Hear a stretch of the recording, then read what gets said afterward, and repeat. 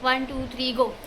Hey guys, welcome back to my channel. और ये है मेरी दोनों रूममेट्स और एक रूममेट मेरी घर चली गई है। और फाइनली ये वीडियो इसलिए बन रहा है क्योंकि आज है हमारा last day, last night at IGNTU।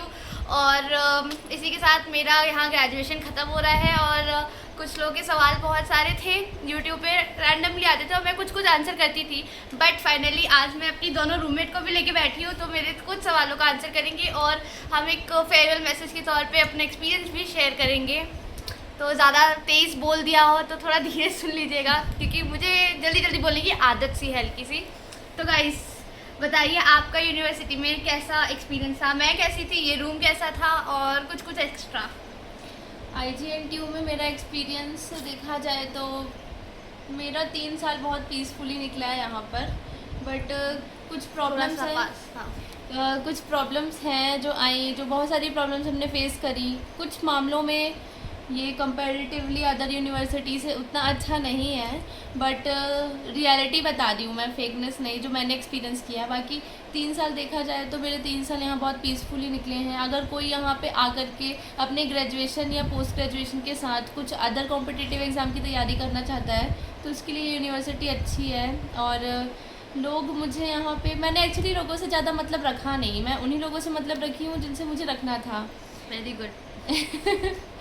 और रूममेट्स मुझे, पहले भी रूममेट्स मुझे ठीक मिले थे, अच्छे रूममेट्स मिले थे। एंड सेकेंड ईयर में जब मैं आई तो मुझे मेरे बैचमेट्स मिले। मुझे ये इनको मैंने पाया है 2 साल में। मतलब मेरा फर्स्ट ईयर कंप्लीट हुआ, देन हमारा री अलॉटमेंट होता है एवरी ईयर। मतलब 3 साल की ग्रेजुएशन में 3 बार हमारा री अलॉटमेंट होगा, मतलब ठीक है। हाँ। तो सेकेंड अलॉटमेंट में मुझे ये लोग मिले, फिर मैंने दोबारा से ये रूम अलॉट किया। तो मेरा एक्सपीरियंस देखा जाए तो फ्रेंड्स के साथ अच्छा था, बहुत अच्छा था। और बैचमेट्स के साथ, सबके साथ अच्छा था। ओवरऑल देखा जाए तो गुड है, उतना बुरा भी नहीं है। तो अब बारी है, थैंक यू। एक और बार हम आपसे इंटरेक्ट करेंगे, पर उससे पहले हम इंटरेक्ट करेंगे हमारी एलिस से। एलिस, आप भी बताइए कुछ। चलो थोड़ा और थोड़ा हमारा रूम अभी फैला है। अरे यार। हेलो गाइस, मैं एलिस मांझी हूँ। हाँ। और अगर मुझे ऑनेस्टली कुछ बताना हो तो मुझे बहुत अच्छे रूममेट्स मिले। रुक जाओ तुम, मैं बात करना बंद करो अभी थोड़ा सा। मैं थोड़ा सा कॉल करती हूँ, मैं 15 मिनट से कॉल करूँ क्या? ऑलवेज बस कॉल करती हूँ। सो सॉरी गाइस इंटरप्शन के लिए, आप कंटिन्यू करो। ऑनेस्टली मैं बताऊँ तो मुझे बहुत अच्छे रूममेट्स मिले। सबसे पहले हम लोग तो स्ट्रेंजर्स थे और मुझे ऐसा लगता था कि जो मेरी रूममेट प्राची है वो बहुत बड़ी उसमें बहुत ज़्यादा प्राची उसमें बहुत ज़्यादा एटीट्यूड है। फिर हम लोग रूममेट्स बने सेकेंड ईयर में और फिर मुझे उसकी रियल पर्सनैलिटी पता चली। काफ़ी कूल टाइप की पर्सन है, काफ़ी अच्छी लड़की है और काफ़ी फ्रेंडली नेचर है। Means helping, friendly, cool, supportive. और ओजल तो मुझे देख के ही ऐसा लगा था, वाह कितनी प्यारी बच्ची है। तो मुझे रूममेट्स बहुत अच्छे लगे। और हमारे एक और दीदी थी हमारी रूम की, उनका हाँ। नाम भी बताना है। नहीं तो नहीं। अच्छा हाँ। तो हमारी एक्स रूममेट थी, वी वो मिस बहुत कृति दी उनका Lord. नाम था। वी कैन टेल, दीदी भी हमारे चैनल की सब्सक्राइबर है। तो कृति दीदी थी, वो हमेशा हम लोगों को, उनको देख के हम लोगों को बहुत ज़्यादा मोटिवेशन आता था कि हमें पढ़ना है। लेकिन उनके जाने के बाद हम लोग सब एकदम चिल हो गए। लेकिन फिर भी हम लोग एक दूसरे को मोटिवेट करते रहते हैं कि हम पढ़ना है, एग्ज़ाम है। और अगर पढ़ाई की बात की जाए तो यदि आप चाहते हैं कि आपको ज़्यादा नॉलेज गेन हो, अगर आप में पोटेंशियल बहुत ज़्यादा हो, तो मैं रिकमेंड यही करूँगी कि यहाँ ना आएँ, कहीं और आएँ। लेकिन यदि आपका घर अमरकंटक के पास है तो आप ज़रूर आ सकते हैं यहाँ पे, क्योंकि ये घर से पास पड़ेगा, कन्वीनियंट है, फ़ीस भी कम है। और यदि आप कोई कॉम्पिटिटिव एग्ज़ाम की तैयारी कर रहे हैं तो यहाँ पे आपको बहुत ज़्यादा टाइम मिल जाता है, बहुत ज़्यादा शांति से, पीसफुली, जैसा कि प्राची ने बोला, एकदम शांति से यहाँ पे आपके सारे 3 इयर्स निकल जाएंगे। तो आप यहाँ पे आराम से अपने एग्ज़ाम की तैयारी कर सकते हैं और अच्छे स्कोर कर सकते हैं। तो guys this is very honest review, और मैंने अभी most of the comment section में यही चीज़ बोला है, और इसीलिए थैंक यू एलिस, आपका बहुत बहुत शुक्रिया, इन्होंने बहुत ही सही बात करी है। आगे हमें क्या करना है? तो ये बहुत ही रॉ वीडियो है, शायद ही इसमें हम कोई एडिट और कट करें, तो आपको तो पता चली कि हाँ होगा जिस हिसाब से कॉल आया था। अब हम इसमें Q&A वीडियो ऐड मतलब Q&A सेशन स्टार्ट करते हैं। कुछ क्वेश्चन पूछे जाएंगे रैंडमली और हम इसके आंसर करेंगे। क्वेश्चन पहले प्राची पूछेगी हम दोनों से, फिर हम पूछेंगे इन दोनों से, और फिर ये पूछेंगे हम दोनों से, ठीक है? तो पहले प्राची से शुरुआत करते हैं। मैं जब यहाँ आई थी तब तो मुझे देख के क्या सोची थी कि कैसी है मेरी फर्स्ट इम्प्रेशन कैसा था? फर्स्ट इम्प्रेशन सेकेंड ईयर में था, और मैं आई थी रूम पे, और मैं अपनी मम्मी के साथ आई थी, तो तब अलाउड था पेरेंट्स का आना हॉस्टल में। तो मैंने उसे हाई नहीं बोला था, एंड उसको ये चीज़ याद है कि मैंने उसे हाई नहीं बोला था। एक्चुअली मैंने इसे हाय बोला था और इसने रिप्लाई नहीं किया, इसने इग्नोर कर दिया तो मैंने बोला ठीक है कोई बात नहीं। मैं सुनी थी शायद बट मैं थोड़ी बिजी ज़्यादा थी कि मैं मतलब सामान भर रही थी और मुझे वापस उसी दिन घर जाना था, तो मैंने नहीं किया था। बट मैं ऐसे ही चीज़ ट्रेन में बैठ के सोची थी कोई बात नहीं, अभी मुझे यहाँ 2 साल और रहना है, 1 साल और रहना है, तब मैं उसके साथ अपना बॉन्ड बना लूँगी। ये चीज़ मैंने सोची थी। अब आपकी बात बताइए। मेरा फर्स्ट इम्प्रेशन प्राची का ये था जब फर्स्ट ईयर हम दोनों का साथ में ही है। उसने पहले ही बता दिया है अपने हाँ, लेकिन मैं मेरे से की है। हाँ, उसके पहले कभी मैं बताऊंगी। जब फर्स्ट दिन प्राची आई थी ITGH हॉस्टल में, तो मैं उसको देखने गई थी। हाँ, मेरे जो रूममेट्स थे उनके जो फ्रेंड्स थे वो प्राची के रूममेट्स थे, मीन्स प्राची के रूममेट्स और मेरे रूममेट्स फ्रेंड्स थे। एक्चुअली हम एक फर्स्ट ईयर से ही कनेक्टेड हैं। ये दोनों फर्स्ट ईयर से एक दूसरे को जानती हैं, और मैं सेकेंड ईयर में आई हूँ और थोड़ा धीरे ज्वाइन की उन लोगों को, बट ऑफ कोर्स हम लोग का बॉन्ड काफ़ी स्ट्रॉन्ग बना। हाँ, तो मैं सबसे पहले प्राची को देखने गई थी कि उनकी भी रूममेट आई है, मतलब मेरे रूममेट्स के फ्रेंड्स की रूममेट। तो मैंने देखा तो काफ़ी शांत लगी, उससे कुछ भी बोलते थे तो बिल्कुल हाँ दीदी हाँ दीदी, एकदम शांत मिजाज की लड़की थी। तो एकदम शांत, सभ्य और सुशील और एकदम इनोसेंट टाइप की लड़की नहीं होती है, वैसी थी प्राची। और फिर प्राची कभी कभी हमारे रूम विज़िट करती थी, तो मुझसे बात नहीं करती थी, हम दोनों बस एक दूसरे को देखते थे, और उसको भी यही लगता था, मुझे भी यही लगता था कि इसमें बहुत ज़्यादा एटीट्यूड है। प्राची को भी लगता था कि मुझ में बहुत ज़्यादा एटीट्यूड है। तो हम लोग का फर्स्ट इम्प्रेशन एक दूसरे के लिए यही था। सो गाइज, इसका एक मोरल ये है कि नेवर जज a book by its cover, और फर्स्ट इंप्रेशन से कभी मत सोचना है कि ये मेरी फ्रेंड बनेगी कि नहीं बनेगी। तो ये तो आप समझ ही चुके होंगे हमारे एक्सपीरियंस को देख के। अब नेक्स्ट सवाल पूछिए। नेक्स्ट सवाल क्या पूछूं मैं? 2 क्वेश्चन पूछने कोई से भी। आप लोग यहाँ IGNT से निकलने के बाद क्या करेंगे? किस एग्ज़ाम की तैयारी कर रहे हैं? क्या करना चाहते हैं आगे, क्या है? तो वो थोड़ा मुझे भी जानना है कि आगे क्या करोगे आप लोग। तो अभी ऑल टोटल में मैं भगवान भरोसे चल रही हूँ, क्योंकि IGNTU का भी मेरा कोई स्कोप था नहीं। मुझे तो पेरेंट्स भी देखेंगे मुझे कोई भरोसे चल रही हूँ मुझे कोई वो था नहीं कि मैं IGNTU भी जाऊँगी। मैंने 3 से 4 यूनिवर्सिटी भरी थी CUT UG में, और सबसे जल्दी काउंसलिंग प्रोसेस IGNT की शुरू हो गई थी, और यहाँ पे डॉक्यूमेंट भी सबमिट हो गए थे, और समहाउ मेरे मम्मी पापा को यूनिवर्सिटी अच्छी लगी थी by the structure, by the construction worker, या जो भी था उसके नेचर वगैरह से। तो हम यहाँ आए थे। बहुत अच्छा है। हाँ, यहाँ आर्किटेक्चर बहुत अच्छा है। अच्छा है क्या? फोटोजेनिक है बट अच्छी है। फोटोजेनिक, अगर आप फोटोजेनिक पर्सन हो, आपको बहुत सारे स्पॉट्स ऐसे हैं जो मजा आ जाएगा आपको फोटो और लेने में। स्पेशली अगर किसी को प्लांट्स पे बहुत ज़्यादा इंटरेस्ट है तो यहाँ पे आ सकते हैं। प्लांट्स, यहाँ पे तरह तरह के प्लांट्स मिल जाएंगे, और फिर उनकी ड्राफ्ट की कटिंग करके ले जा सकते हैं। तो मैं बता नहीं सकती कि मैं अभी कौन से एग्ज़ाम की प्रिपेयर कर रही हूँ, बट हाँ डेफिनेटली ट्राई करूँगी कि कोई एग्ज़ाम तो क्रैक हो जाए, और वो भी आगे अपडेट ज़रूर दूँगी शायद। मेरा एग्ज़ाम मैं बताऊँ। हाँ, आगे क्या करोगी, मतलब यहाँ से निकल के जाने के बाद आगे क्या सोचा है कि इन फ्यूचर क्या करने का प्लान है? एग्जैक्ट मत बताओ, बट ओवरव्यू दे दो कि हाँ इस ये है। एग्जैक्ट मत बताओ कि इस फील्ड, इस लाइन में जाना चाहते हैं। मैंने तो बोल दिया भगवान भरोसे। मुझे पीजी करना है और फिर मुझे फूड रिसर्चर की लाइन पे जाना है, लेकिन यदि वो लाइन मुझे नहीं मिल पाएगी तो मेरा यही है, मैं पीएचडी करूँगी। Good good. अब मेरी बारी है और मैं अभी भी सोच नहीं पाई हूँ कि मुझे एग्जैक्टली इनसे क्या पूछना है।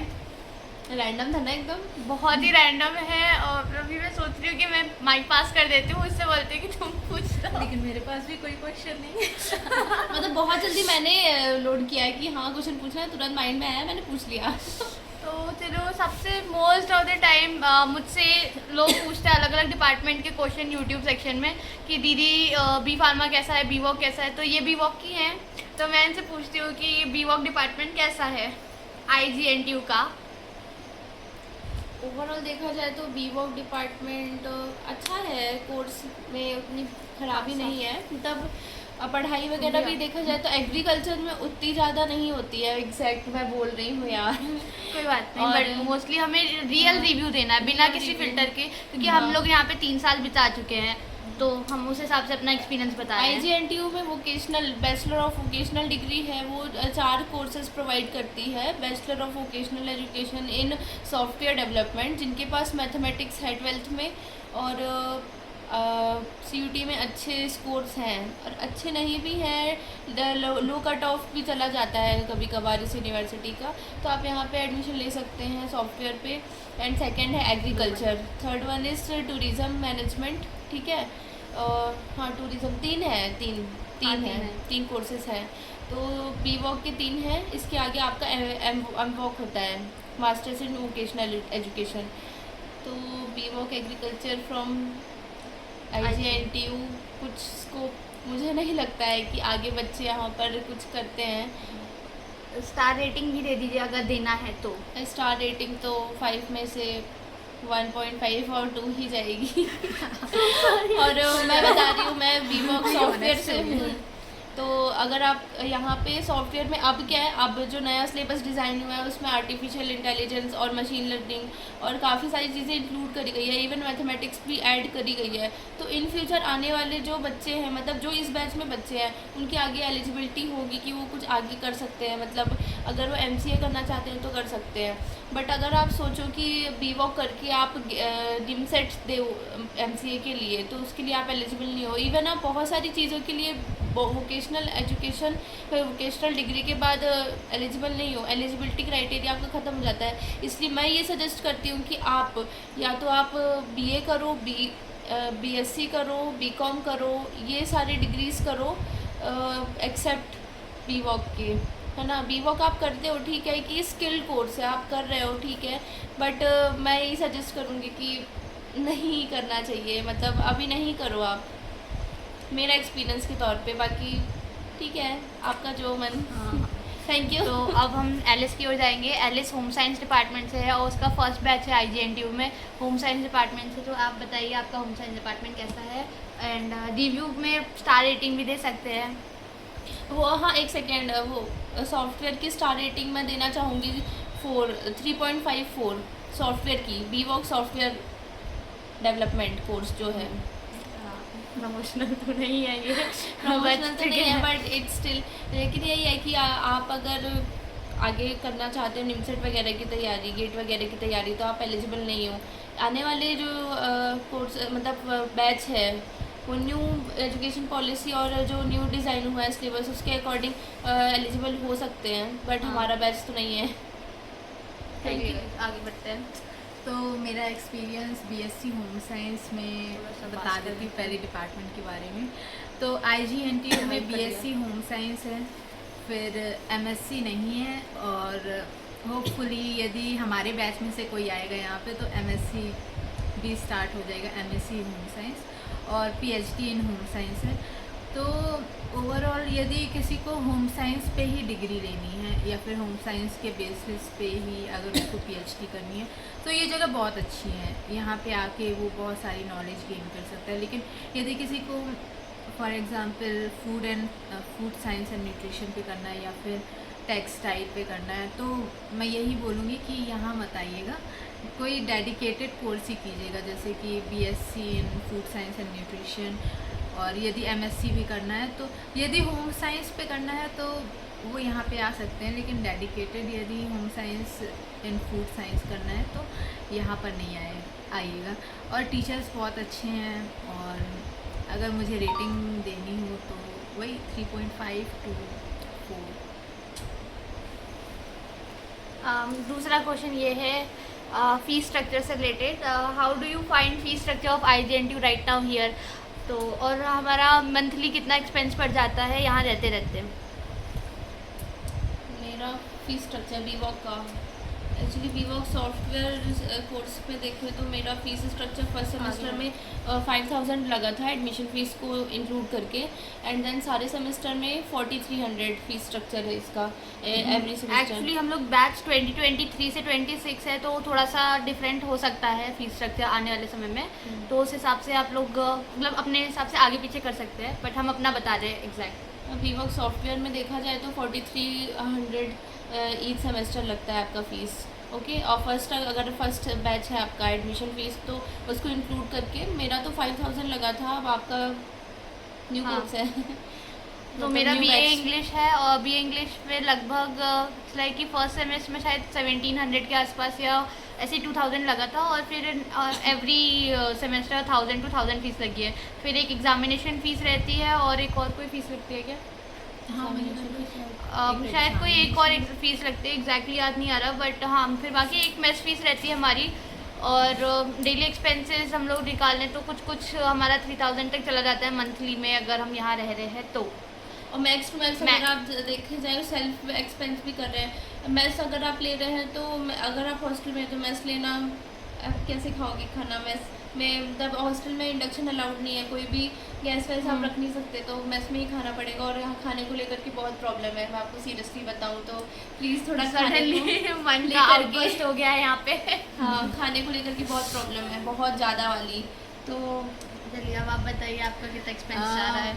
हमारे होम साइंस में फ़ीस स्ट्रक्चर 1200 है सेमेस्टर पर सेमेस्टर, और फिर हमें से भी कम included admission fees also.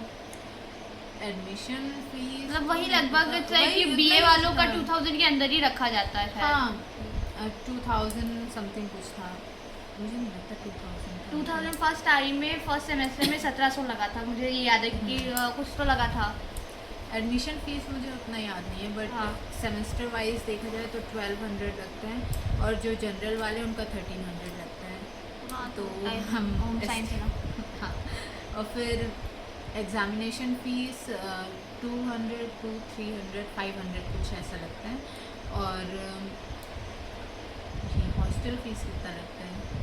Hostel fees अच्छा अभी 3500 लगी थी इस बार, वैसे 2700 लगती थी, है ना। अभी फीस स्ट्रक्चर रिन्यू हुआ है, और उसमें 3250 लगती थी। हाँ, उसका मैंने कम्युनिटी टैब या पोस्ट वाले सेक्शन में एक डाला भी है, हो सके तो स्क्रॉल करेंगे तो मिल जाएगा उसका फीस स्ट्रक्चर का proper photo. But category wise अलग है सबकी फ़ीस। जनरल वालों की फर्स्ट एडमिशन है तो शायद 4000 के आसपास लग रही है, और मतलब सेकेंड ईयर थर्ड ईयर में है तो शायद 3500 के आसपास है, और SC ST के लिए शायद सेकेंड थर्ड ईयर वालों के लिए 500 रुपये 500 फीस है। 500 कर दी है, पहले ज़ीरो थी। पहले ST SC वालों के लिए, ST SC कैटेगरी के लिए zero fees, hostel fees zero थी, बट इस साल से जो ये न्यू सेशन स्टार्ट हुआ है, एडमिशन के टाइम पे 500 लगता था। हाँ, बस उसके बाद नहीं लगता था ज़ीरो हॉस्टल फीस। लेकिन अभी जो नया फीस स्ट्रक्चर आया है उसमें सिक्योरिटी डिपॉजिट करना पड़ता है, बढ़ा ही दिया है ऑफ कोर्स। हाँ, वरना ST SC वालों के लिए सेकेंड और थर्ड ईयर में नहीं। जर्नल OBC वालों को 700 बढ़ाया है फीस इस साल से, और जो ST SC कैटेगरी है उनको 500 मैंडेटरी कर दिया है कि उनको 500 मतलब देना ही है एवरी सिक्योरिटी डिपॉजिट है। हाँ, वैसे देखा जाए तो जर्नल और OBC को 3500 देना पड़ेगा, और ST SC वालों को 500 in case you are in second और थर्ड ईयर। हाँ, और मैथ्स फीस तो 2700 है। हाँ, मैथ्स फीस राइट नाउ हमारे सेशन में अभी तक 2700 रही है, 3 साल से। और अभी लेटेस्ट हम लोगों के जाते जाते यहाँ पे टोकन सिस्टम स्टार्ट हुआ है, कुछ कूपन सिस्टम। हाँ, उसका हम लोग आगे नेक्स्ट पार्ट में बता देंगे एग्जैक्ट। अभी कंटिन्यू करते हैं, तुम अपने क्वेश्चन पूछ लो। मेरा क्वेश्चन है कि यहाँ पे जो पॉलिटिक्स चलती है और जो स्ट्राइक्स होते हैं उसके बारे में कुछ बताइए।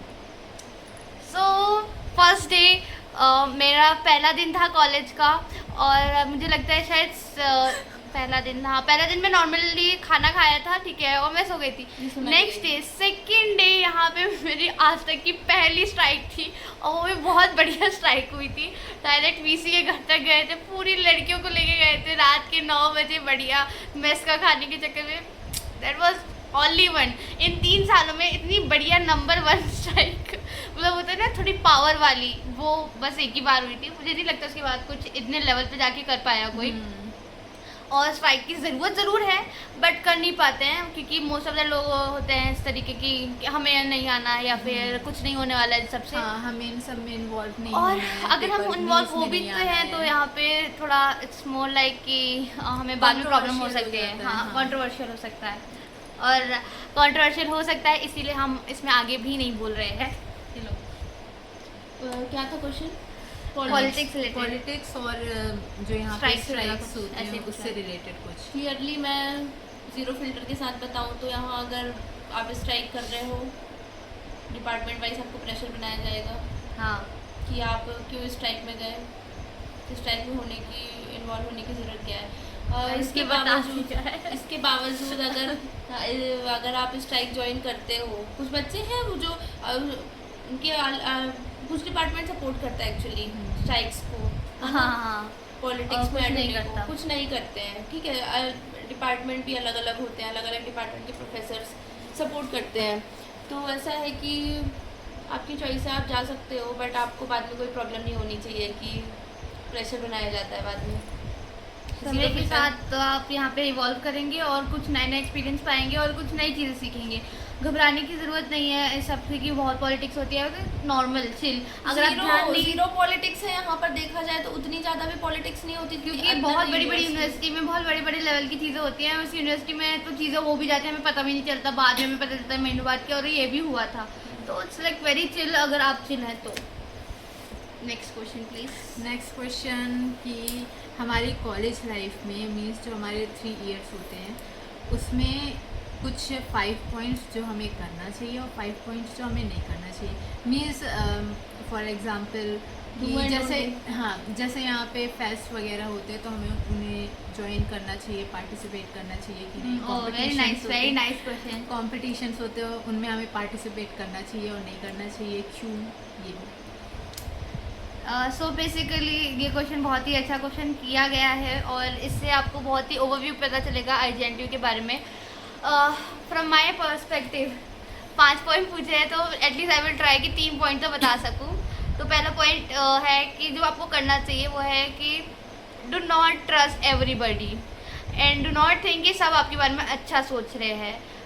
एज अ पर्सन मैं बता रही हूँ, आप कहीं पे भी जाओ, सिर्फ IGNTU के बारे में नहीं, बट एज अ पर्सन। और दूसरी चीज़ कि सबसे काइंड रहो, जेनरस रहो, और अच्छे से बात करो। आपको बहुत ही इसका वो मिलेगा, क्या कहते हैं, बेनिफिट मिलेगा आगे जाके। तीसरी चीज़, हाँ यहाँ पे बहुत सारे लेवल के तो नहीं होते, बहुत ही कम होते हैं देखा जाए तो, फेस्ट और वगैरह वगैरह तो कम होता है, तो उसमें पार्टिसिपेट करना चाहिए। इससे आपके नए कॉन्टैक्ट्स बनेंगे और लोग आपको ज़्यादा जानेंगे, आपको नई अपॉर्चुनिटी मिलेगी और बेटर ही रहेगा गाइस। मतलब लाइक आप भी खुद एंजॉय करोगे। हाँ, क्योंकि इतनी कम अपॉर्चुनिटी मिलेगी तो उसमें आप जो छोटी मोटी भी छोड़ दोगे तो इट्स वेरी बैड। तो मैं तो पार्टिसिपेट की हूँ, 2 साल की, मुझे बहुत अच्छा लगा। कल्चरल प्रोग्राम्स ही होते हैं मेनली, तो कल्चरल प्रोग्राम्स में क्या ही पार्टिसिपेट ना करना। और कुछ अच्छे प्रोग्राम्स भी होते हैं, बट वो कि पूरे साल में एक बार होंगे, तो आप देख लो अपने हिसाब से जो आपको अच्छा लगे। अब आपके इंटरेस्ट के हिसाब से भी कुछ चीज़ें होंगी और कुछ नहीं होंगी। बाकी तो हाँ, इट्स लाइक कि फिजिकली एक्टिव रह सकते हो। यहाँ का पूरा एनवायरनमेंट बहुत अच्छा है एक अच्छे लाइफस्टाइल को जीने के लिए, बट आपको कंट्रोल करना है कि आप कहीं उस वो लेजीनेस के लूप में ना फंस जाओ हमारी तरह। हम लोग फंस जाते हैं बिकॉज हम लोग भी तो ऐसा स्टूडेंट के पार्ट में ना, जो भी इट्स लाइक कि 3 पॉइंट तो बोल दिए मैंने, मुझे लगता है बस ऐसे ठीक है। चौथा पॉइंट है कि डिपार्टमेंट में कभी मत डिपेंड करना कि वो पढ़ाई कराएगा, आपको अपने आप से पढ़ाई करनी है और तमीज़ से पढ़ाई करना, नंबर आ जाएंगे बस। जो करना चाहिए और जो नहीं करना चाहिए, तो आई विल ट्राई कि मैं भी बता पाऊँ कि एटलीस्ट 3 तो पॉइंट्स कवर कर पाऊँ, मुझे 2 या 3 पॉइंट्स की करना चाहिए या नहीं करना चाहिए। तो पहला कि मस्ट है जो आपको करना चाहिए, फर्स्ट थिंग कि आपको रूल्स फॉलो करनी चाहिए। मतलब ऐसा नहीं कि आप जो रूल्स हैं बेसिकली जो बनाए गए हैं उसको आप फॉलो करो, रूल्स की उसके पीछे मत जाओ क्या बोल रहे थे हमने किए रूल्स फॉलो करो, कोई कुछ नहीं बोलेगा आपको। और सेकंड चीज़ की लाइब्रेरी जाओ, ठीक है। आपका जो टाइम है, आप लेजीनेस के लूप में फंस जाओगे, जैसे कि इसने बताया, रूम पे आप आओगे, सो जाओगे और आपका टाइम वेस्ट हो जाएगा, आपको पता भी नहीं चलेगा। तो उस टाइम को यूटिलाइज़ करो, ठीक है। आप लाइब्रेरी जाओ, दूसरी चीज़ जो करना चाहिए। तीसरी चीज़ की डिपार्टमेंट में तीसरी चीज़ की डिपार्टमेंट में आप अच्छे मतलब फैकल्टी से एटलीस्ट अच्छे कम्युनिकेशंस रखो, अच्छे रिलेशंस रखो फैकल्टी से। और चौथी चीज़ है कि चौथी चीज़ क्या बोलूँ मैं डेटिंग लाइफ के बारे में कुछ बोल सकते चौथी हो? चीज़ क्या है कि नेचर्स को आप अच्छे से एक्सप्लोर करो। बहुत प्यारा नेचर है, अगर आप नेचर लवर हो तो आपको प्यार होगा ही, अगर आप नहीं भी हो तभी आपको प्यार हो जाएगा। पांचवी चीज़ is love yourself and definitely आपको यहाँ पे बहुत लोग मिलेंगे, बहुत अलग अलग वैरायटी लोग मिलेंगे, बट आपको अपना सेल्फ लव और सेल्फ रिस्पेक्ट Self-worth. याद रखनी है हर जगह पे। बस हो गया। एंड सो सॉरी बट हम पार्ट 2 में कवर करेंगे आगे चीज़ें, क्योंकि हमें कुछ काम के से जाना है और 26 मिनट हो भी गए हैं और इतनी लंबी ज़्यादा वीडियो देख भी नहीं पाओगे। तो Bye. तब तक के लिए like, subscribe and share, Share. और पार्ट 2 Bye के लिए bye. हम लोग आगे कंटिन्यू करेंगे ज़रूर, देखिएगा ज़रूर। Bye bye. बने रहे हमारे चैनल के साथ। थैंक्स। तो बाय बाय एवरीवन।